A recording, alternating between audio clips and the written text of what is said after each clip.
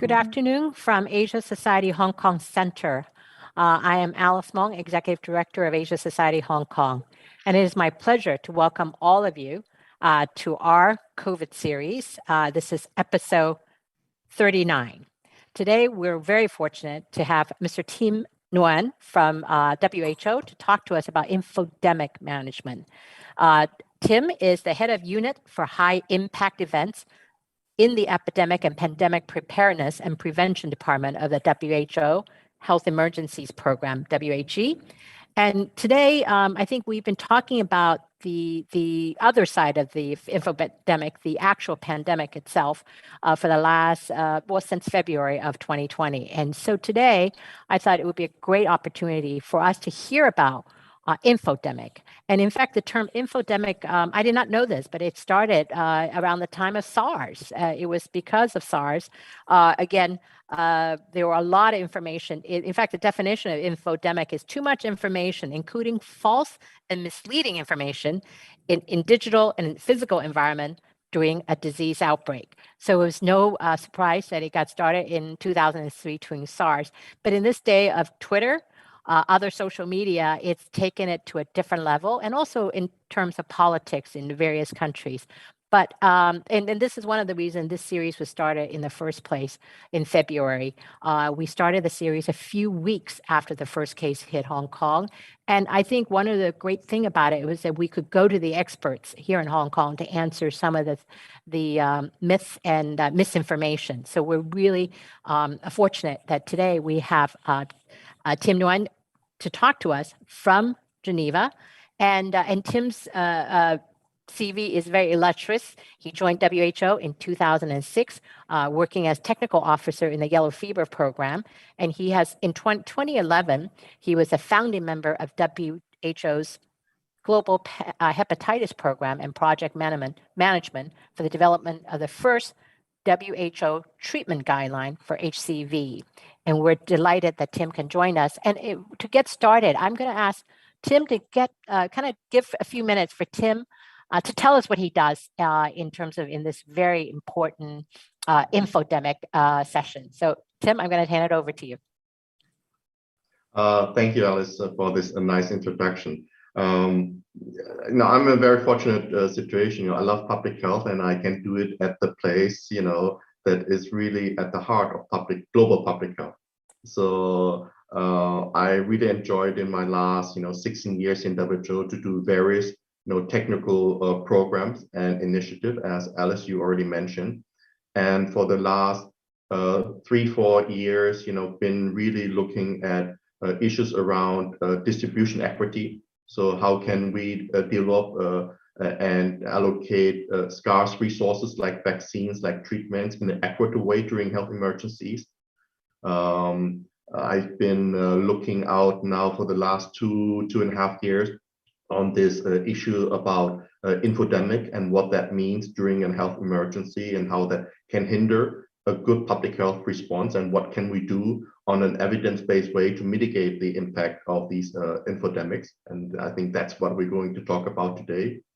But also since a year, I have a new portfolio looking at public health and social measures, so the non-pharmaceutical intervention, and really understanding better the evidence and the application of these interventions. How do they work in combination, like physical and social distancing and hand washing and ventilation? What do we know about it? What is the evidence? How can we apply it in combination that has the biggest impact, but also reduce the intervention burden that they could have on individual population? So really weighing out, the benefits of these interventions, but also the shortcomings and the burden that brings to societies. And that's something new I've been looking out now for the last year, and building better interventions and decision-making tools for the future when we're applying these kinds of interventions. So I'm very fortunate to have this portfolio. Wonderful.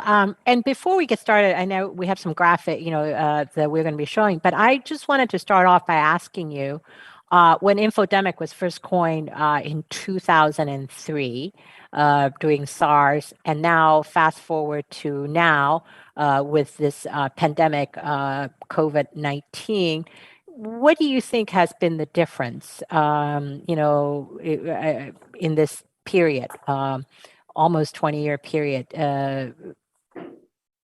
How has things changed in this period?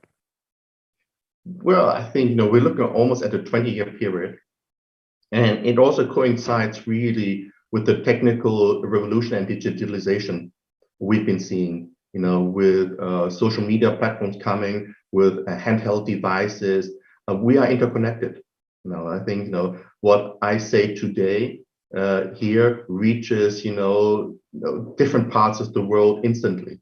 And I think we will see also who's joining this call today. You will see they're coming from all over the world. And I think that's, has been really a big change in the way the news, information, and communication, the speed, the durability, because what I say will stay on the internet.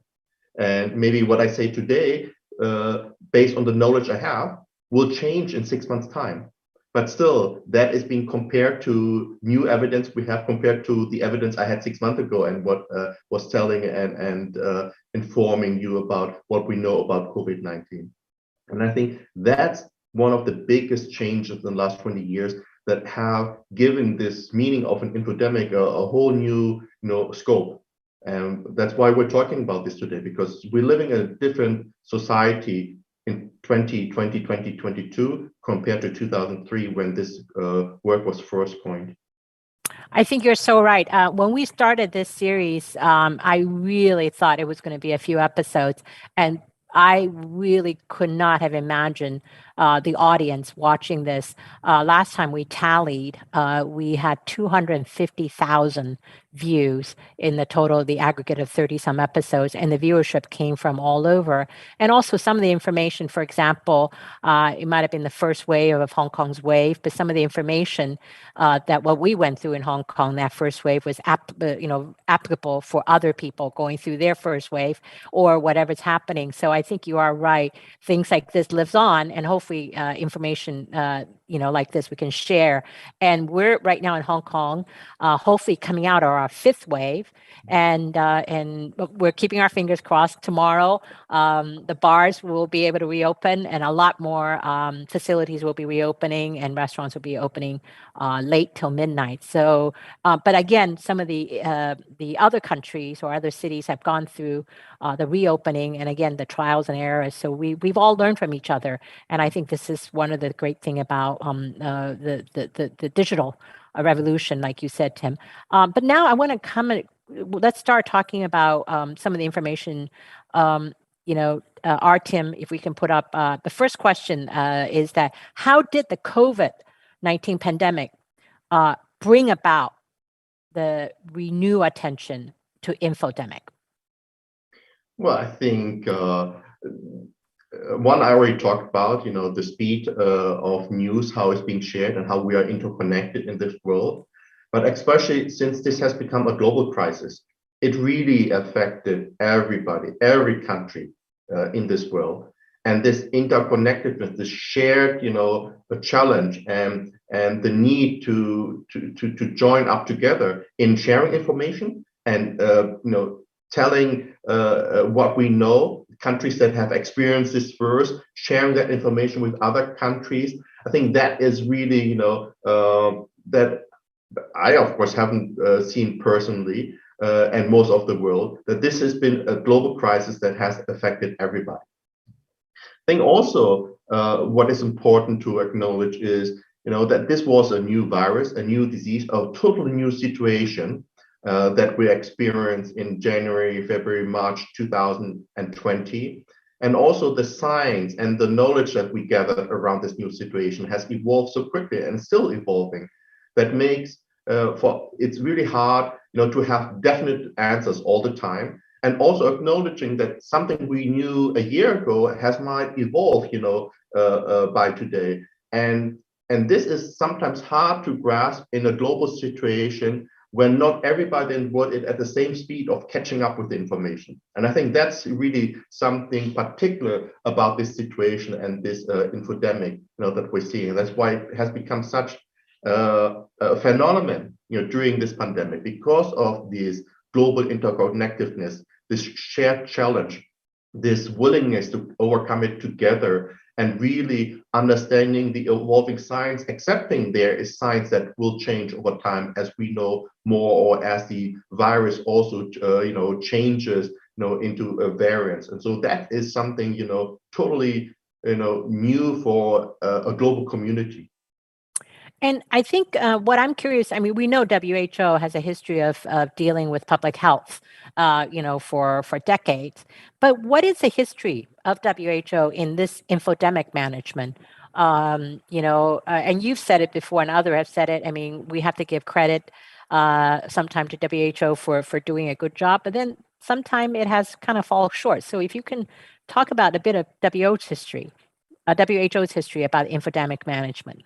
Yeah, I think it's important, to acknowledge that, fighting misinformation and the changing science has been always an issue during health emergencies, and we have addressed it to other, functions and concepts in the past, including risk communication, social mobilization, community engagement. So this still exists and has been existing for decades.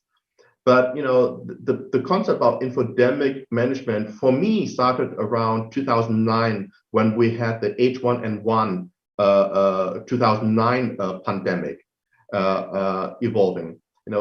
Both pandemics, compared, are totally different, and also the attention given to it. H1N1 2009 pandemic, didn't, let's say, last as long and was as impactful as we've seen now with the COVID-19. But what we already emerged there is the global tension that a global event in the first months or first year has created.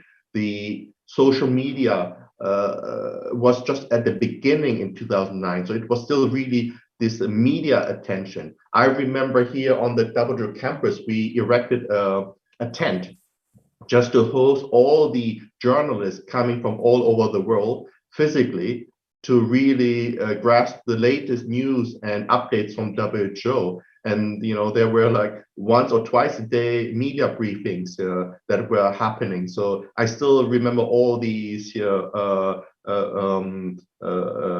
media cars and vans outside the WHO building. So that's already the first time where we see a global event. The way you need to share and work with media, with societies is very different than when you have a geographically outbreak, where you deal on the ground with the problematic. But in a global pandemic, that's a different ball game. So that's when this concept started. We need to do something different when we come to a global crisis.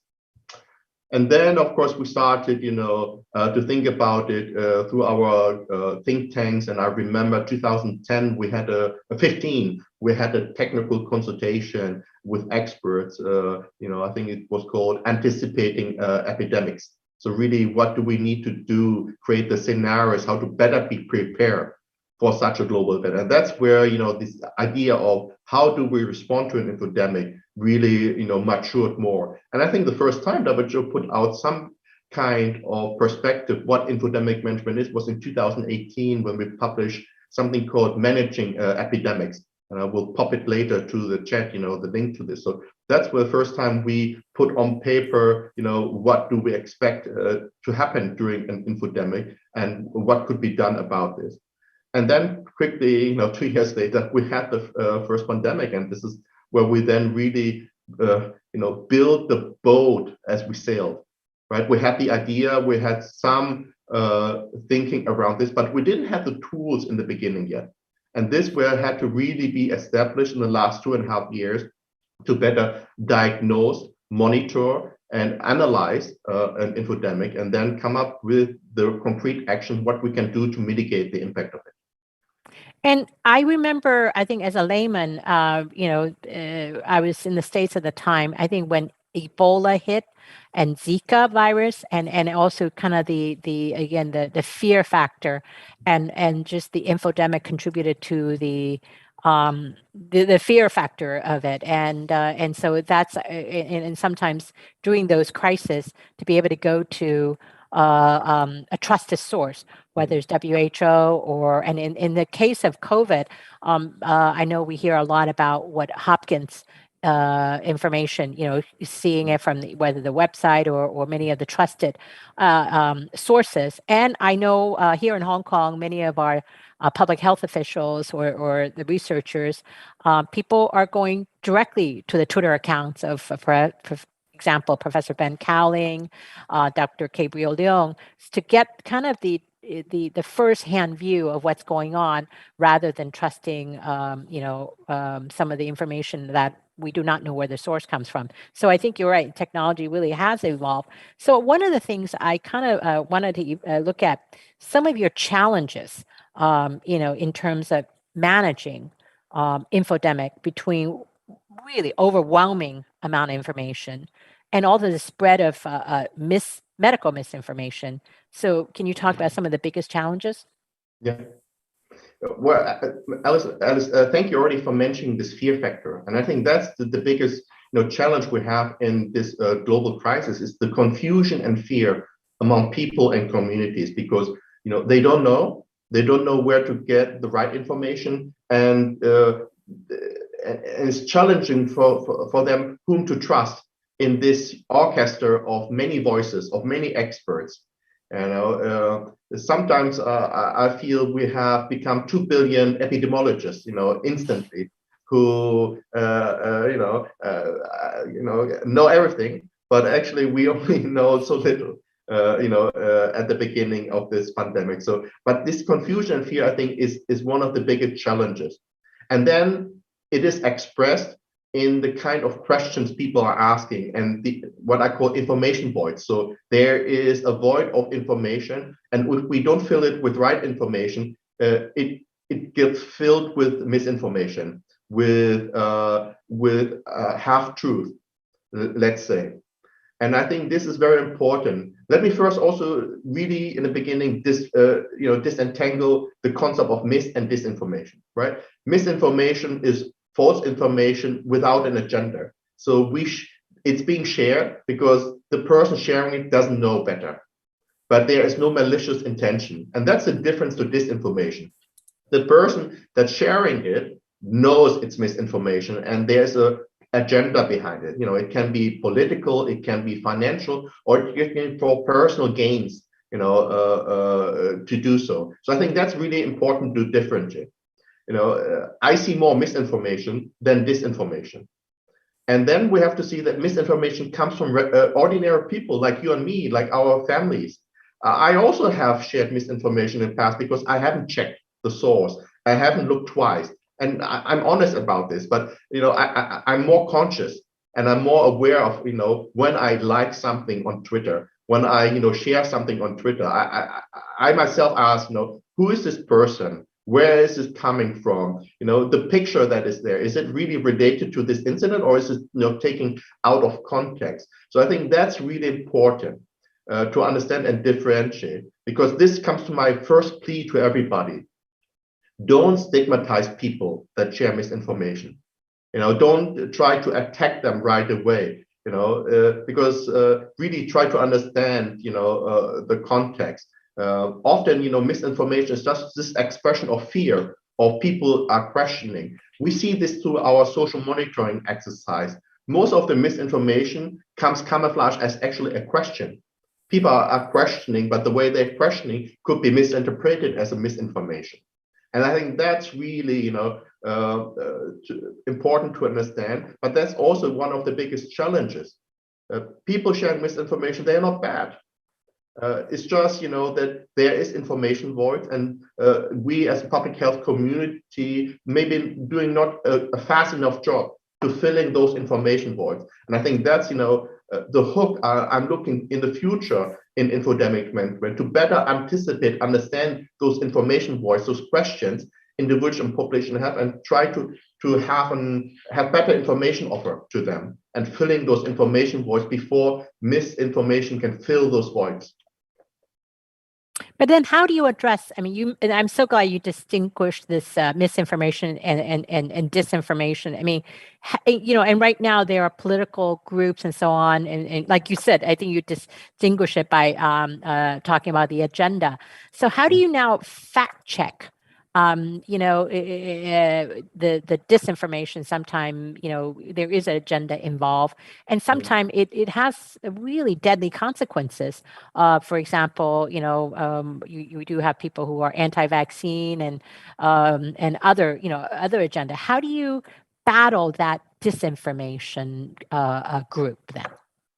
I think you have to build alliances. You cannot do it alone, and you really need to build alliances, within your health community, but also outside your health community, who have, a good reach to other people, who have an authoritative voice, who can support you in this. Because fighting all the mis and disinformation, correcting that, it's an impossible task for me alone, for our organization, but we can only do it as a whole of society and whole of community. So there are different ways we can do this.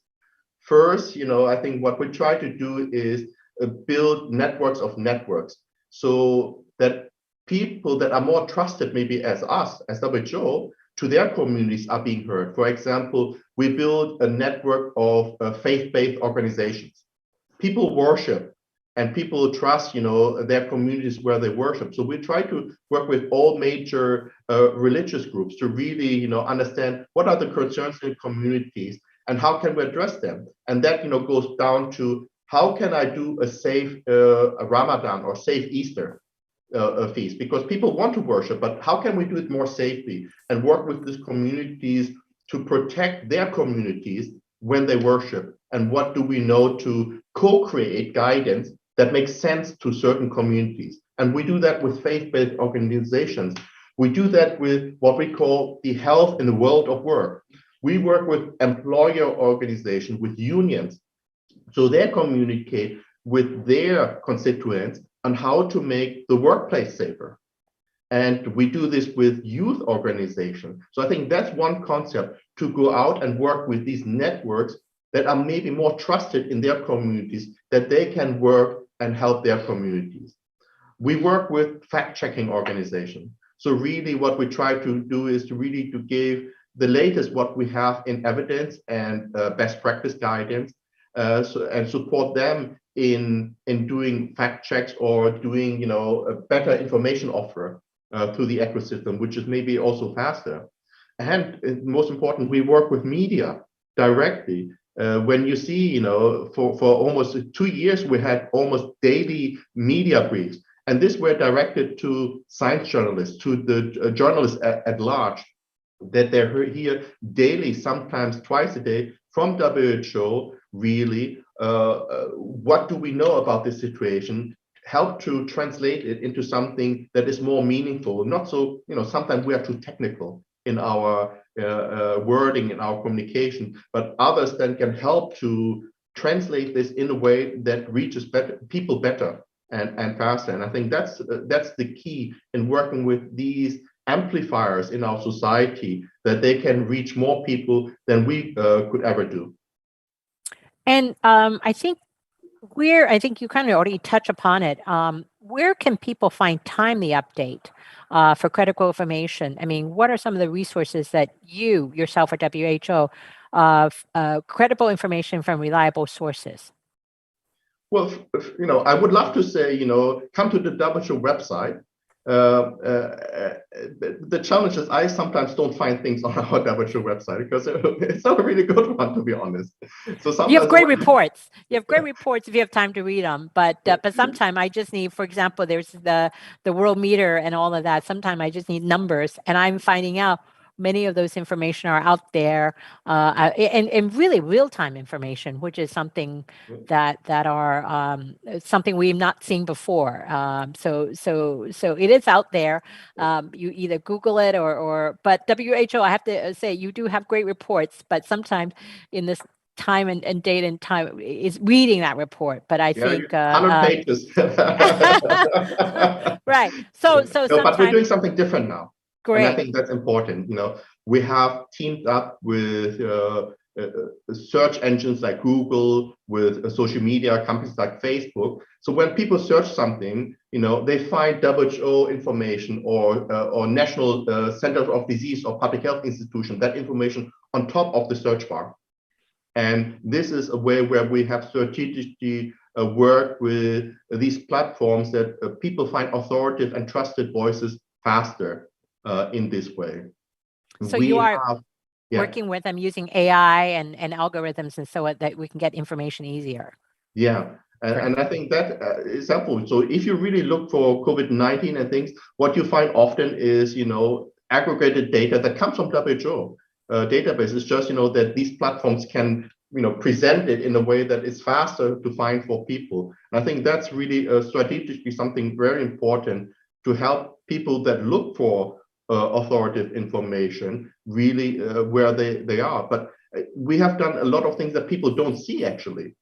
So, for example, we have been developing for years trainings for spokesperson in national governments, and really, highlighted that it's really important that evolve, spokesperson, that you build, a risk communication team in countries that can address, these issues during health emergencies, and that was part of the pandemic influenza preparedness planning and work that we've been doing. And this investment in the last 5 to 6, 7, 8 years has paid off, because this is now paying dividend during the COVID-19, that countries are better prepared because there was an investment done and training done in national capacities to do this kind of work, so that people hear from their governments, hear from a trusted voice, directly what is happening. And so what we do at WHO with media and press briefing is something also countries are doing, based on much of the training that was provided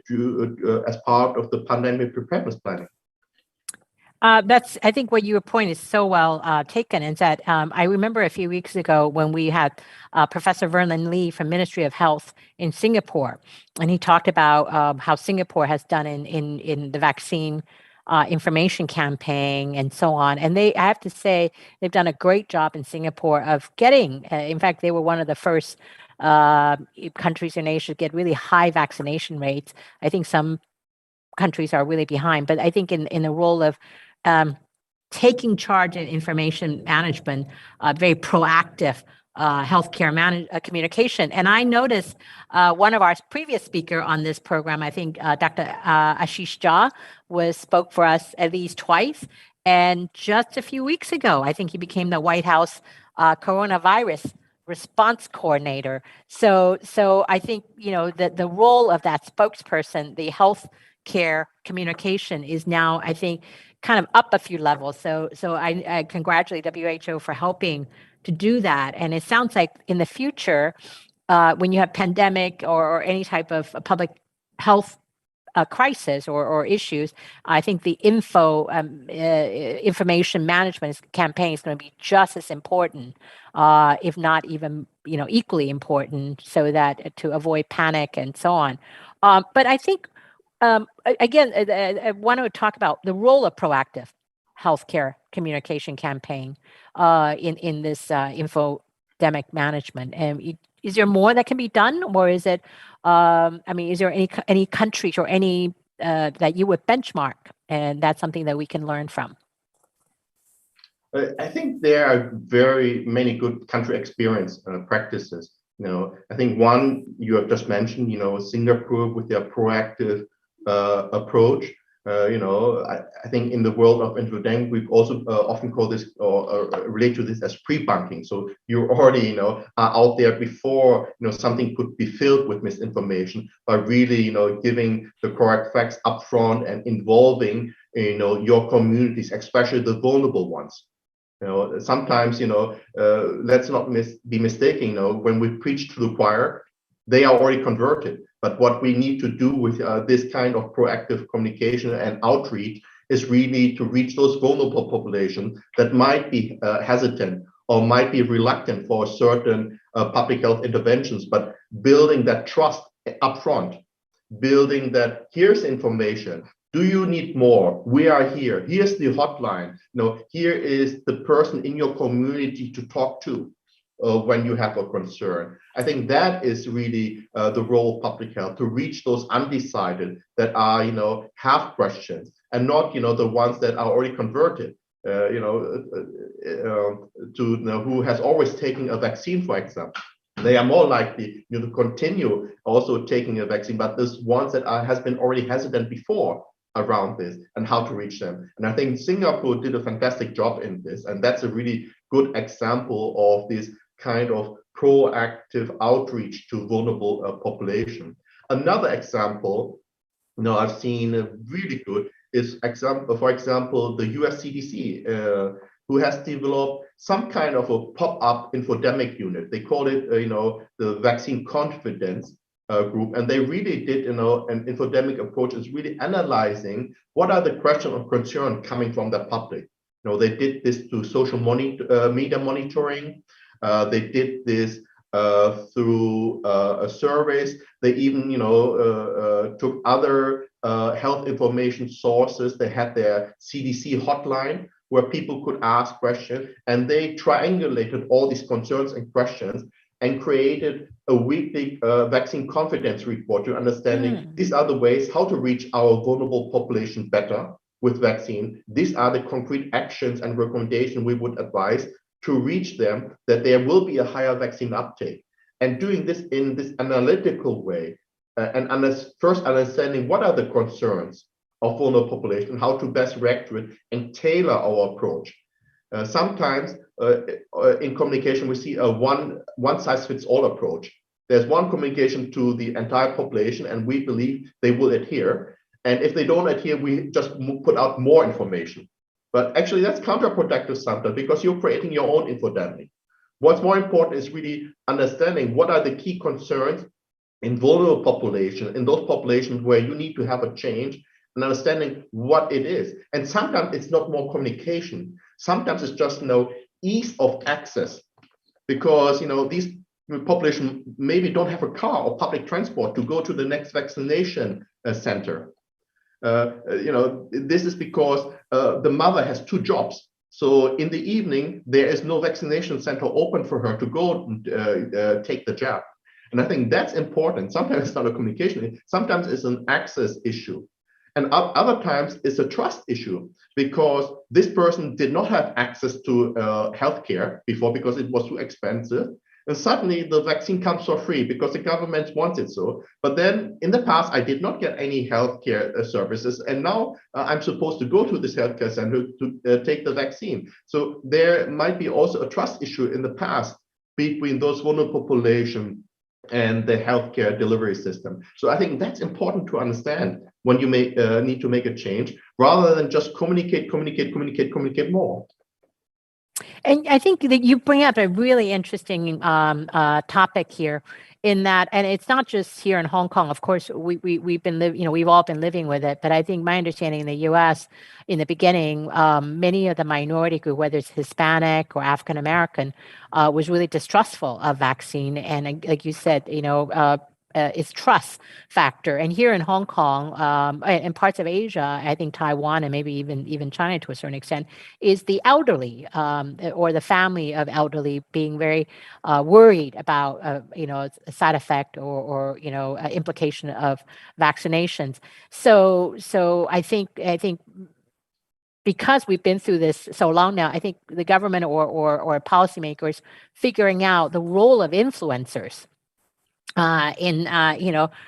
if they don't trust the government, if they don't trust certain things, but there are other groups that they trust, whether it is, right now, I think maybe even celebrities are engaged to get people out to get vaccinated or so on and so forth. So can you talk about that kind of, in the future, how do you rebuild trust? And you already touched upon it a little bit, the churches and communities. But I guess in this day and age of Instagram and all of that, the role of influencers and groups, how can they help in this battle of disinformation? I guess. Trust will be one of the key lessons learned of this COVID-19 pandemic. How do we build trust during peacetime and not during a wartime? It's the same with partnership and trust. We always want to build it when it's too late and when we need it most, and rather doing it, in peacetime. It's like a muscle. you need to train the muscle all the time so it's strong, and not only when you need it, then it's too late. And the same is for me is with trust and partnership building. That needs to happen in peacetime, and I think that will be the questions we need to analyze. How do we make our communities trust in authorities, in science, in institutions? Again, that when we say something, there is more willingness to follow or understand what we're doing. So we probably need to change also our concept of how we reach and share in the future during peacetime. The role of influencers, it could be, how you say it, a two-sided sword, because sometimes, influence can also swing. And then, Right. on one topic they support you, on the other topic, they have their own personal views. So I think that's something, that needs to be looked at carefully and studied more. I cannot give a blanket recommendation yet on the use of celebrity influencers. I think that needs to be assessed. It's been used during this pandemic. And I think what we need to do is to really systematically analyze this with research and evidence to understand if this is an intervention that works. And and I think we will find good practices and not so good practices from this analysis. But I think that what we need to do. Something I found very interesting from research is something that Neil Johnson did from the University of Washington. So he analyzed 100 million Facebook accounts and looked how they are connected. And what he found is that 70 or 80% of these accounts are neutral towards vaccination. So they don't have either yes or no. And a very small minority of accounts, like 5% or so, are really what he would call anti-vax, against the vaccine. And the other 10 to 15-ish percent are pro-vaccination. What he did and showed through a network analysis is that those vaccine anti-vaccine people, they had better outreach connections to those 70% of undecided, and the 10-15% that are pro-vaccination like us, we are not connected to these 70%. We are talking to each other. We are our own bubble, our own community, who talk to the converted, who talk to our choir, but we are not so well implanted in those 70% undecided that we actually should be connected and talking to. And that is a key lessons learned. We need to find those people on these networks, these dots that are connected in both worlds. And maybe those are the interesting influencers. And that might not be the celebrity person. That might be the mother who runs a Facebook site on I love, cats. And this person is connected to people that are pro-vaccine and the ones that haven't made a decision yet. And I think we need to understand who are those, in these social networks, for example, that have better outreach to people that we as a public health community don't reach. And I think that's something also to look at more in the future, understanding, at least on social media side, who are those influencers that we normally don't reach. Second is, and what we need to do is we need to also help academics to communicate better. Academics have a certain I think communication style based on their profession, but they are not trained yet to talk to their public. But when they are, and when they can do it well, people listen to them. And I think in Hong Kong, it's like Gabriel Long, who I follow, and I really like, the way he presents things, because it's scientific, it's evidence-based, but it's communicated in a way, that I can understand. But then we need to go the next level of communicating science in a way that our parents understand, who are not, have a university degree. I remember in the beginning of the pandemic, there was some called like a GIF, animation shared on all social media about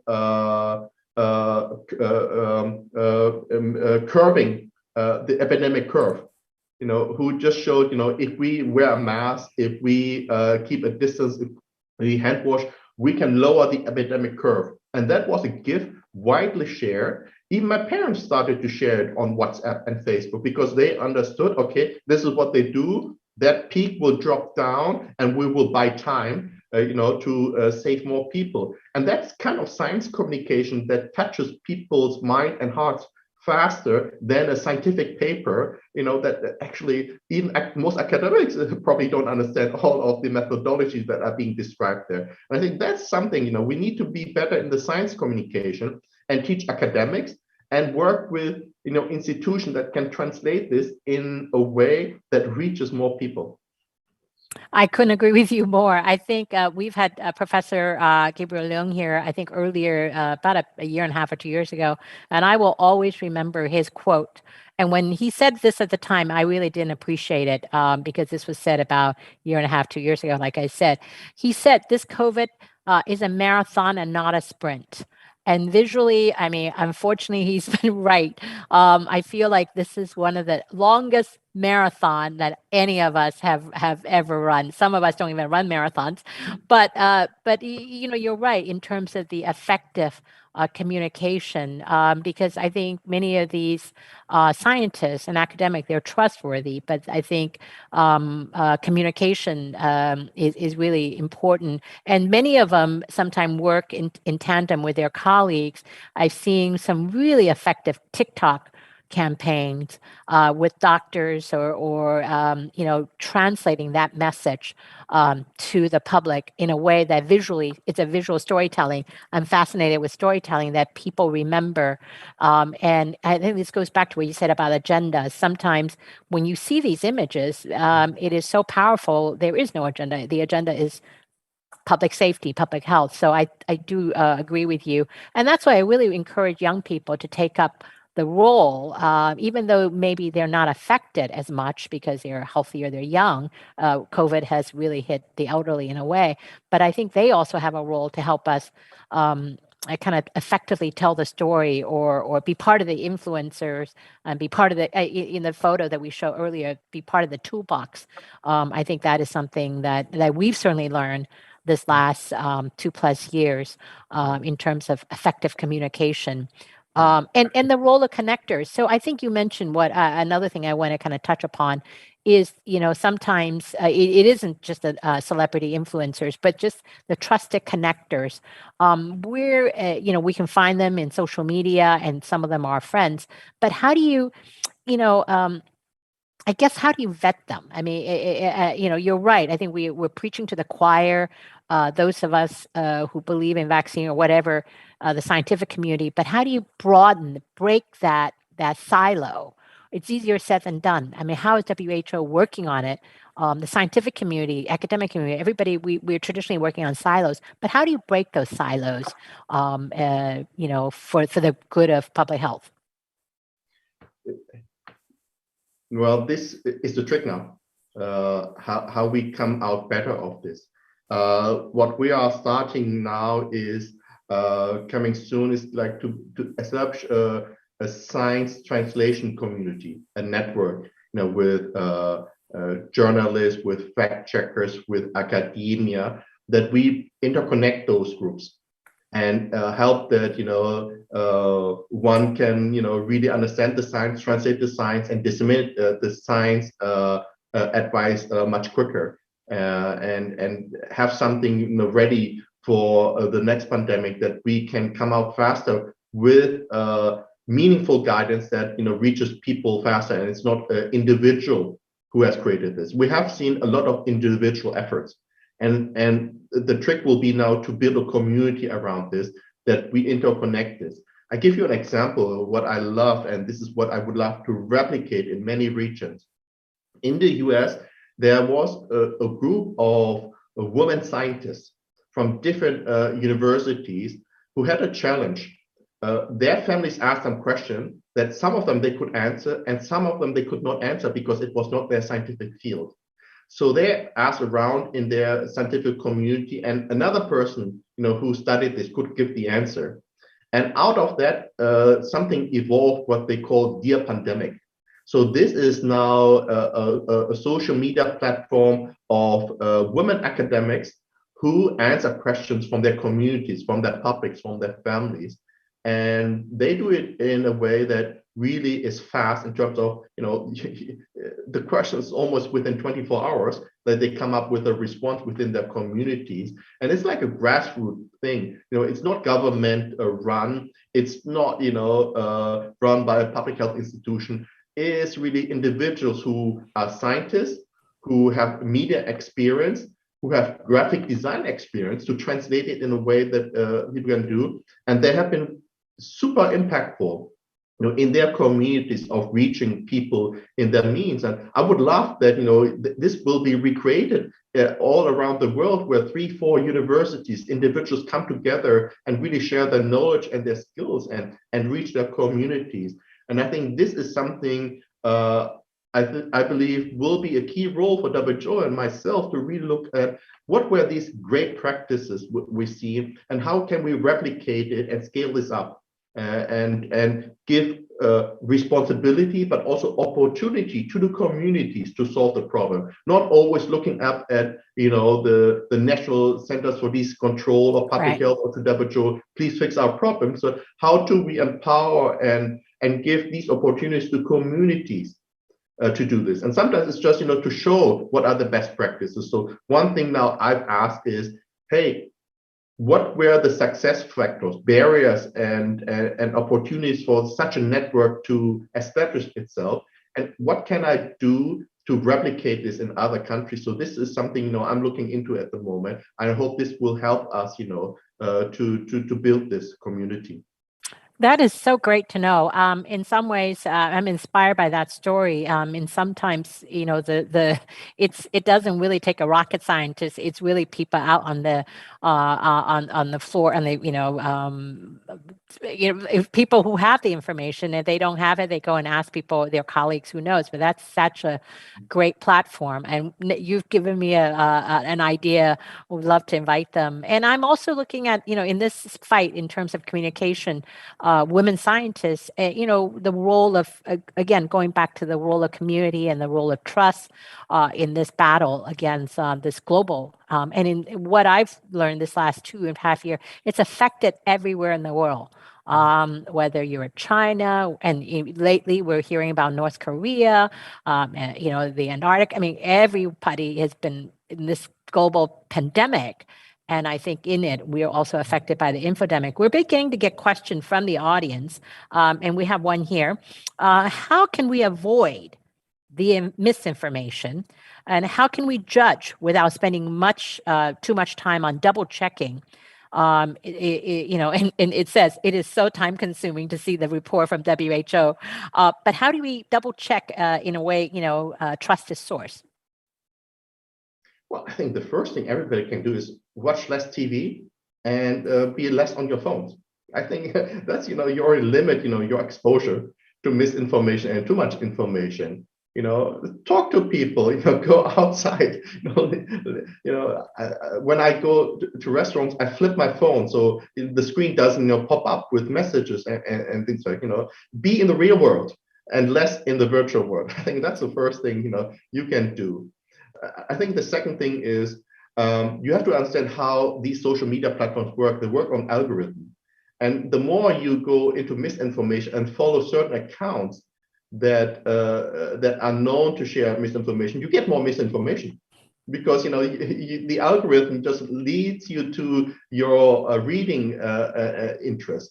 So if you start picking those few accounts that you find trustworthy, and keep on following and checking on them, also the algorithm learns and directs you to more authoritative information. So I think that's important to understand how algorithm works. When you look at your Twitter or Facebook feed or whatever, it's not the same as another person. It's individualized to yourself. And I think that's the second thing you need to understand. The third thing is really have a good portion of skepticism for what you read. Even if it's somebody you trust, you need to apply good judgment, because always remember, also this person could be, misled by misinformation. I have been misled by misinformation. So if you trust me, also take what I share sometimes with a grain of salt and questioning it. I think these are just three advices I can give, ad hoc to all the people out there. And this question is kind of related. It's asking, can you suggest ways that the government can do? What can they do to protect people getting misinformed? Is it possible to set up an Instagram page to deliver the correct information? And I guess the question is, who decides what's correct? Huh? Yeah, so here comes again, that governments and public health institutions build trust in peacetime, and have that relationship with their community already set up. That's the muscle you have to train. You cannot have a muscle during an emergency and expect it to work. But if you don't train the muscle during peacetime, there will be never trust. Most governments and public institutions somehow already have their social media accounts and share information, but they can do a better job, in the way of science communication that reaches people. We have to also understand we like to share things nowadays, on WhatsApp, on the social media. So, all these tiles and pictures and memes and infographics, that it really needs, to be shareable and reach, people in a meaningful way. And that's how they can have a bigger outreach. But then again, also, you have to see that most parts of institutions, they have people working there that don't come or grew up in the internet age. And myself, I didn't grow up in the internet age, so it's only recently I use now GIFs as a means of communication. I still use words, a lot of words, but it seems that young generations, they use memes, GIFs, TikTok videos. I'm not familiar with that, but it seems that's the internet age now, and I think this will be more and more. So we need also put people in charge in this institution that understand this internet community. And this is where we train, or have this training concept of infodemic managers to really train a new workforce in public health that understand what the infodemic is and how it evolves during this time, and what we need to do to reach, and understand this better. I think one of the things I wanted to ask you, I guess because this pandemic is so long, when was the last time you've heard, I mean, in your industry, that we've had a global pandemic that's over two, I mean, maybe the flu of, 18, yeah. the 1916, right?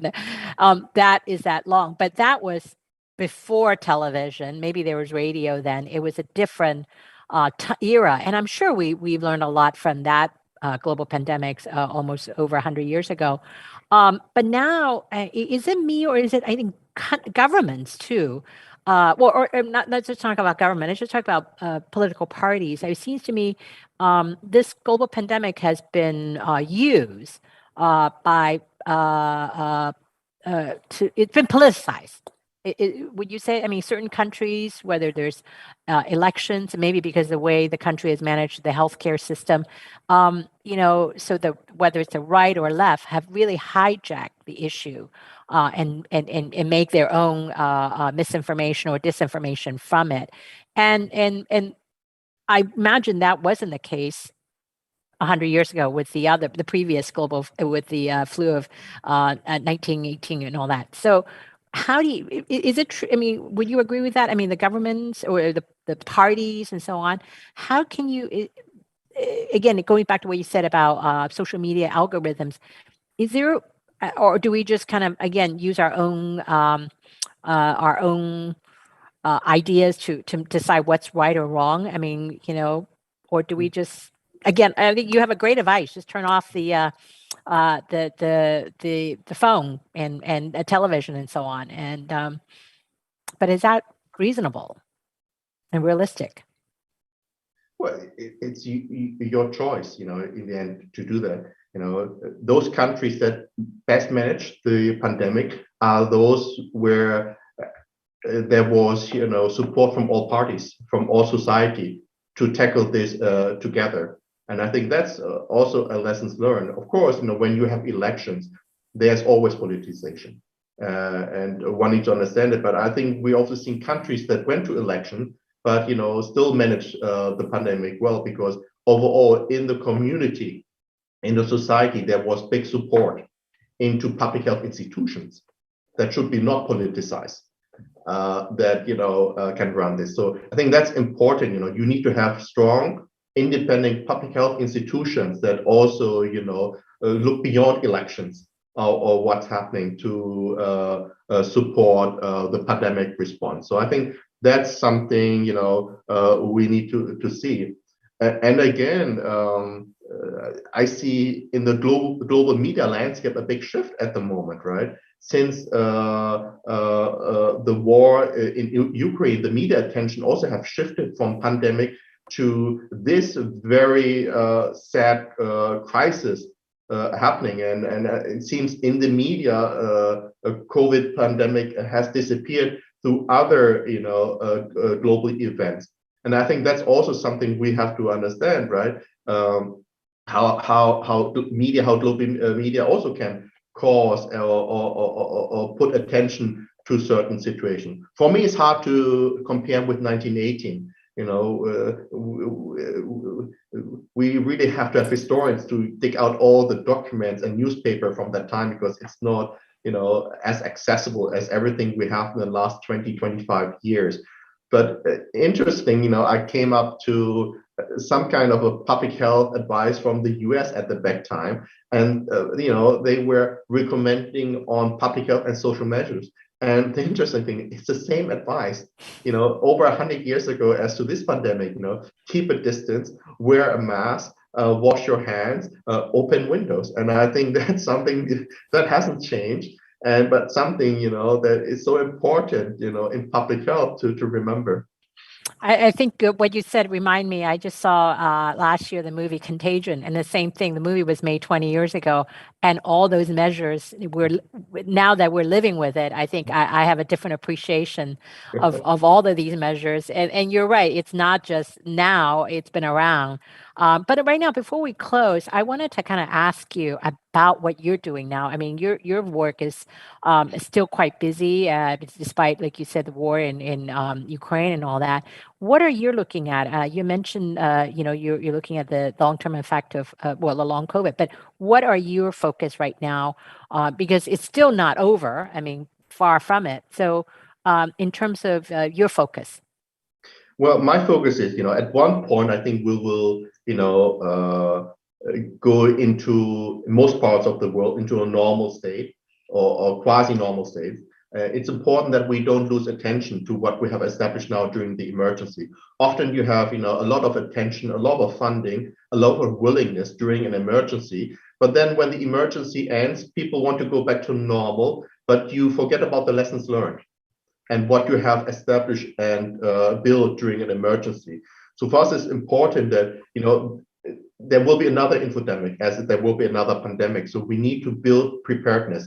We need to prevent, this from escalating again. And I think that's really where I will put my attention in terms of infodemic management, to build a new workforce in public health that understands this concept, these challenges, and apply evidence informed interventions to mitigate the impact. So that's the first thing. The second thing is really to scientifically understand better infodemics, to really analyze the interventions, what has been impactful, what has not been effective.